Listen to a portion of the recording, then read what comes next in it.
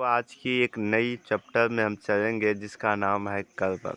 और आज आप सब ये कर्वक के बारे में क्लास 12th का ये है क्या है, तो क्लास 12th का है कर्वक।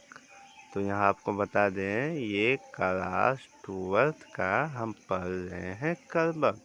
तो जल्द से स्टूडेंट सब का चैप्टर नंबर 1 में आ जाइए। और आप सभी को बेहद आज की मलिक मोहम्मद जैन सिंह के बारे में जानेंगे। बहुत अच्छी कवि है और इन्होंने अपने जीवन में बहुत से ऐसे स्कदर की, एक आँख होने के बावजूद भी पूरा पूरा जो है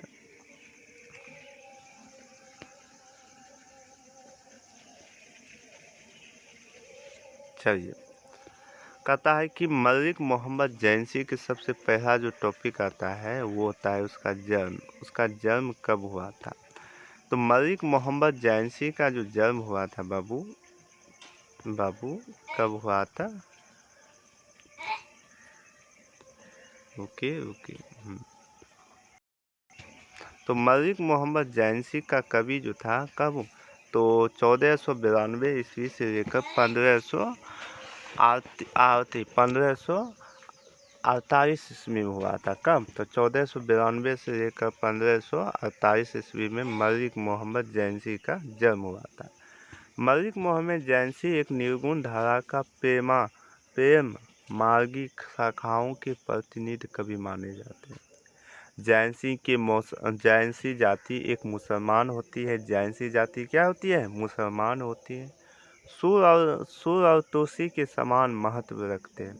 इसका कारण है कि जैनसी भारतीय संस्कृति, निष्ठा और धर्म के प्रति आस्था एवं हिंदू मुस्लिम के संस्कृति का समावीय बल देते हैं। उनका जो जन्म है रायबेरी जिसका जन्म है रायबेरी जिले जैनसी ग्राम 1492 में हुआ था। कब, 1492 में। वह जैनसी एक प्रसिद्ध थे। वह चेचक रोग के प्रकोप से वो कुरूप भी बना दिया था। उनकी कुरूपता को देखकर दिल्ली के पठान बादशाह हंस पड़ा और तब जैनसी को संबोधित करते हुए जैनसी को समझते हुए कहा कि मोहित हंसते हुए कहता है, मोहित हंसी का हंसी को ही हारी, अर्थात मुझ पर क्या हंसते हो, मेरे बनने वाली कुहार पर हंसी। जैनसी का उच्च कोटि का विद्वान थे। वो कहने का अर्थ है कि हंसी जो है मुझ पर क्यों हंसते हैं, हंसना ही तो है, मुझे कुहार पर हंसे। इस विद्वत्ता के कारण उसका बहु श्रद्धा होना था और वह ज्योतिष विद्या, वेदना, हठ योग निर्गुण थे। उनकी रचना को देखने के लिए विदित जैनसी के ऊपर तत्कालीन मध्य और मध्यकाल का प्रभाव था। राजा के दरबार में उनका बड़ा सम्मान था और उनकी मृत्यु कब, तो 1542 में हुई थी। कब, 1542 में हमारे जैनसी साहब का इस दुनिया में राधे राधे हो गई। आगे देखते हैं क्या क्या लिखा है। देखो जैनसी की जो रचनात्मक है जैनसी का जो प्रमुख रचना 3, एक है पद, अखावट, आखिरी काम। इसका 3 जो है क्या है, तो पद, आखिरी वट और आखिरी काम। अब काव्य की विशेषता क्या है ये समझते हैं। काव्य की विशेषता कह रहा है कि जैनसी एक भाव पक्ष, काला पक्ष दोनों का निर्वही है। उनके भव्य और संस्कार में उन्होंने श्रृंगार रस दोनों को पक्षों पर अद्भुत चित्रण किया। जैनसी की श्रृंखला के चित्रण की अपेक्षा वियोग और श्रृंखला के चयन में अधिक सफल है। नागामंती विरह के वर्णन में अद्भुत उनके विरह में थे। व्यापकता से उत्कृष्ट प्रेम धारा शाखा का प्रेम को पीड़ा से अधिक महत्व दिया। जैनसी का उसी पीड़ा का वर्णन नागा मति के विरह के माध्यम से किया। श्रृंगार रस के साथ साथ करुणा रस, वात्सल्य रस, भावनात्मक अद्भुत आदि के प्रकुर्य चित्रण की। प्रकुर्त का मतलब होता है ये। अब थोड़ा देखते हैं कि कविता का सारांश क्या कहता है। रुको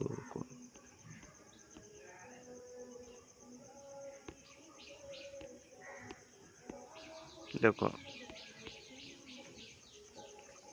कह रहा है कविता भाग 1 में, एक नैन कवि मुहम्मद गुनी, एक नैन कवि मुहम्मद गुनी, सोई बिमहो सोई कवि सुनी, चांद जस विधि अवतारा, दिहा कलंक उजारा, जग सूझा एकी नाही, उभा सुख नख माही, अरबी डब ना होई, तो राही सो सुगन ना सोई।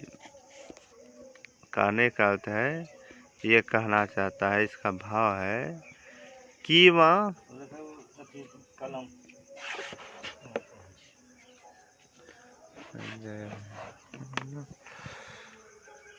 कह रहा है कि कीमा, कहता है कीमा समुद्र पानी जो खरा, तो अति भावे असुपारा, सुमरत त्रिशु बनारस, भा कंचन धीरी रग आशा, रोह धारी कनक ना पर, कांच होई कनक करा, एक नैन दशक ओह ताही निर्मल भाव, सब रूपिन गढ़ी जह उ कराव।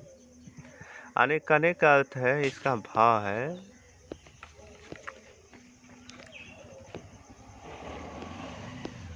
कह रहा है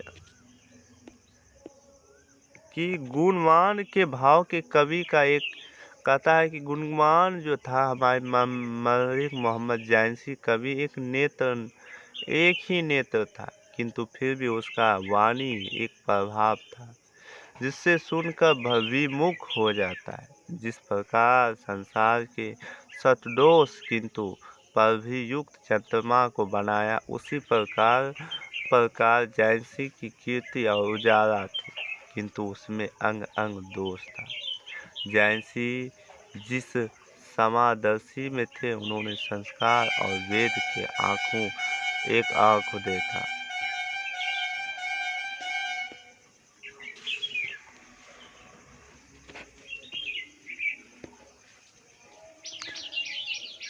कहता है कि क्योंकि उन्होंने संसार की सदैव आंख देखा, उसका एक नेत्र अन्य मनुष्य के क्षेत्र में उसी प्रकार अपेक्षित तेज थे जिस प्रकार तारा के बीच उद्यपी सुतारा।